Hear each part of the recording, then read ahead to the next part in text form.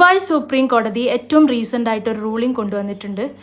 Civil കേസുകളിൽ ഇനി arrest warrant ഉണ്ടാകില്ല എന്നതാണ്. എന്നാൽ ഇത് പൂർണ്ണമായും എടുത്തുമാറ്റി എന്ന് പറയാനാകില്ല.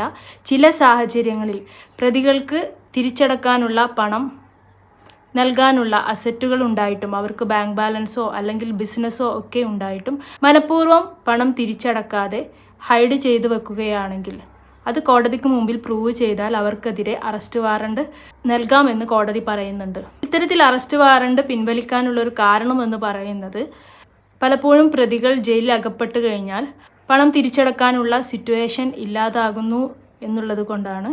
പല ആളുകൾക്കും ബിസിനസ്സും അതുപോലെ തന്നെ ജോലിയും മറ്റും ഒക്കെ ഉള്ള ആളുകളായിരിക്കും. അവർ ജയിലിൽ കിടക്കുന്നത് മൂലം പണം സ്വരൂപിക്കാനുള്ള ഓപ്പർച്യൂണിറ്റി അല്ലെങ്കിൽ അവസരം നഷ്ടപ്പെടുന്നു. അത്തരം സാഹചര്യം മുന്നിൽ കണ്ടാണ് കോടതി ഇത്തരത്തിൽ അറസ്റ്റ് വാറണ്ട് എടുത്തു മാറ്റിയിട്ടുള്ളത്. എന്നാൽ